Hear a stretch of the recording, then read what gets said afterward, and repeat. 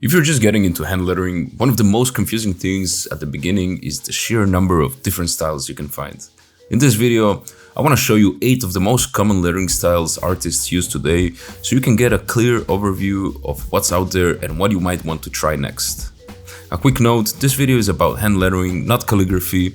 If you're not sure what the difference is, I've made a separate video on that topic and I'll link it down below. For this video, I created a free lettering styles practice sheet that you can print and fill in as you watch this video. That and everything else I might mention in the video will be in the description box below. Oh yeah, make sure to stick around to the end of this video because I'm gonna share a sweet little bonus that will definitely help you out with developing your own style even more. Without any further delays, let's jump right in.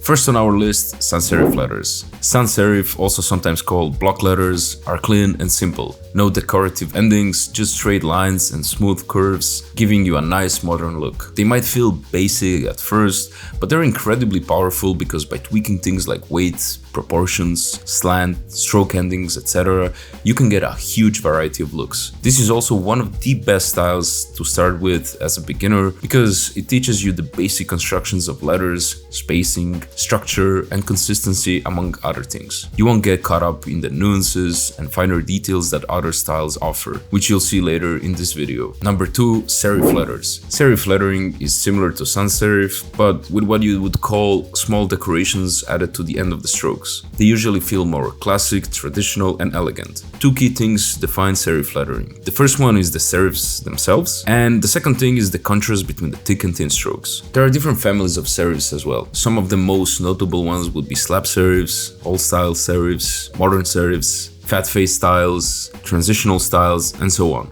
all with very different personalities. On number 3, we have script lettering. Script lettering, sometimes people call it cursive, but it's not cursive, it's script lettering. Anyways, script lettering mimics cursive handwriting with flowing, often connected strokes. This is the style many people think of first when they hear the word lettering. What I love about script lettering is the wide variety of expressiveness it offers. There are endless variations, but in my experience, it is a bit more challenging to learn compared to sans serif or even serif letter forms. Some of the most common script lettering variations would be formal-looking letters, which are based on traditional calligraphy styles. Then, in contrast to that, you have the more casual brush or funky chunky letter forms. You can also tweak their weights and create monoline letters where the width is always the same, or create big contrast between the thick and thin strokes. Number 4 on our list is Blackletter. Blackletter, also known as Gothic, is dramatic, angular, and instantly recognizable. It originates from medieval writing, and it is still widely used today in tattoos, logos, bold headlines, and whatnot. This style is built around strong vertical strokes, sharp angles, and repeating rhythms. In terms of variations of Blackletter, you'll find narrow-looking letter forms, sometimes wide, sometimes more sharp and angular, or sometimes more condensed or curved, or highly ornamental versions or interpretations of various blackletter scripts that appear throughout the history of the Latin alphabet. I mean, there is a big variety of blackletter styles. Next up, we have vintage lettering. Vintage lettering, also sometimes referred to as Victorian lettering, is inspired by old posters, signage, and advertisements, especially from the 19th and early 20th century. It is usually based on serif lettering structures and then pushed with bold shadows, decorative details, and strong compositions. This style works great for branding, packaging, and anything that needs a nostalgic and handcrafted look. If you're looking for inspiration, I highly recommend checking out Victorian lettering on Instagram. There's a ton of variety, perfect for any upcoming projects requiring this intricate style. Next up, we have graffiti. Graffiti lettering is bold, exaggerated, and highly personal. It is driven more by self-expression and culture rather than strict typographic rules. You'll often see bubble-like forms, sharp edge styles, simple block graffiti, or very complex interlocking wild styles. Color, outline, and scale all play a huge role here. Even though graffiti is its own culture at its core, it is still about letter construction, spacing, rhythm, and balance, and so much more. Just pushed to the extreme, of course.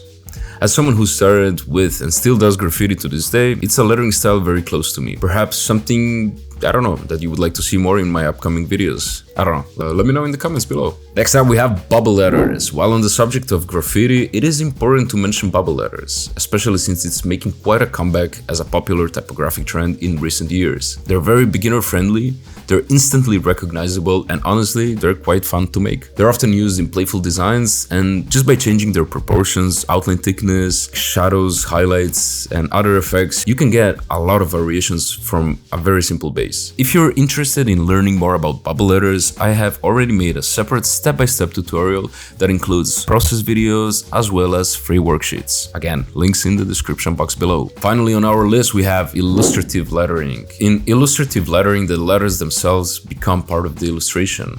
They can transform into flowers, animals, objects, or characters. Here the focus is less on strict letter structure and more on creativity and storytelling through shapes. This style is great for posters, editorial illustrations, and personal projects where you want your letters to feel alive. In case you're looking for inspiration, I highly suggest go to Pinterest and do searches like floral lettering, animal lettering, and just kinda dig through and see what you can find. Alright, time for the bonus. For the last couple of weeks I've been working on creating the hand lettering style database, which is basically a collection of a variety of styles for individual letters, including both capitals and lowercase letters. And the best part, it's totally free and it's available right now on my website.